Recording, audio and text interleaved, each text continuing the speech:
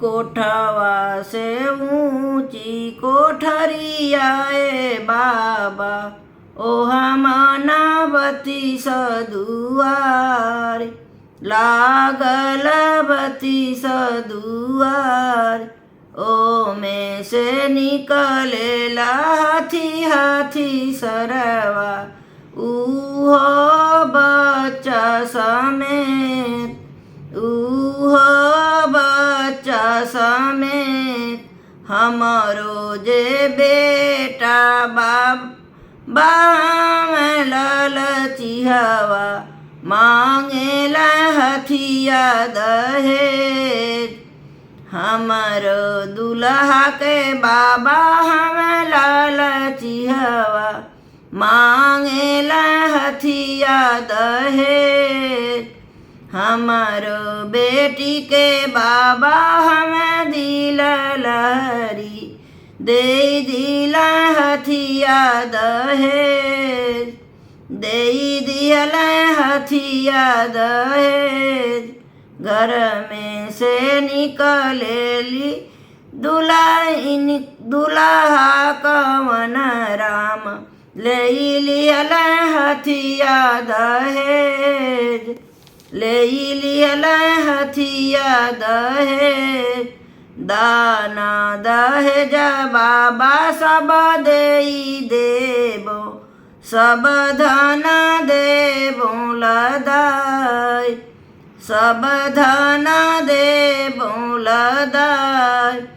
एक नाही देबो बाबा हाथी हाथी सरवा हथिया जे दलक सिंगार हथिया जे दलक सिंगार एक नाही देबो पापा हाथी हाथी सरवा हथिया जे दलक सिंगार हथिया जे दलक सिंगार एक नाही देबो चाचा हाथी हाथी सरवा हथिया जे दलक सिंगार हथिया जे दलक सिंगार एक नाही देबो भैया हाथी हाथी सरवा हथिया जे दलक सिंगार हथिया जे दलक सिंगार इतना बचन जब सुनला बेटा के बाबा धोतिया दिहल फहराय धोतिया दिहल फहराय एही नगरिया से चाली हम जइबो दूसर में करबो विवाह दूसर करबो बेटा क विवाह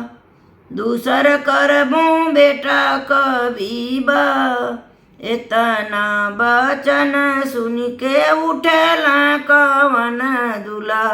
गईल मड़वारी सियाय गईल मड़वारी सियाय एही मड़उआ से चली हम जइबो करबो मैं दूसर विवाह करबो मैं दूसर विवाह दृश्य देखली बेटी हो कवनी देई रोवत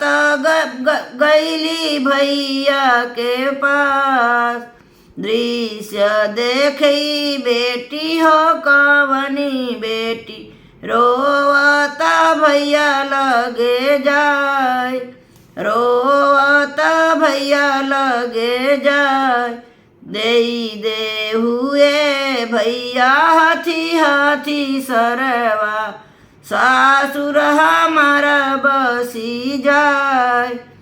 देई दे हुए बाबा हाथी हाथी सरवा सासुर हमारा बसी जाय देई दे हुए पापा हाथी हाथी सरवा सासुर हमारा बसी जाय દઈ દેવું એ ચાચાથી હાથી સરવા સાસુર હમારા બસી જાય દઈ દેવું એ ભૈયાથી હાથી સરવા સાસુર હમારા બસી જાય સાસુર હમારા બસી જાય।